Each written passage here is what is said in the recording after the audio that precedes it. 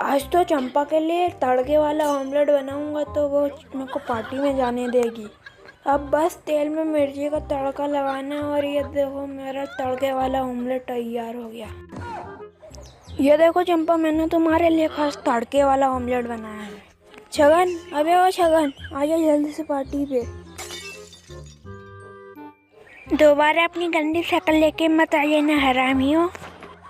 चंपा, तुम मुझे पार्टी में जाने के लिए 3 टास्क दे दो, ठीक है? पार्ट 2 देखने के लिए वीडियो को लाइक और चैनल को सब्सक्राइब कर दो।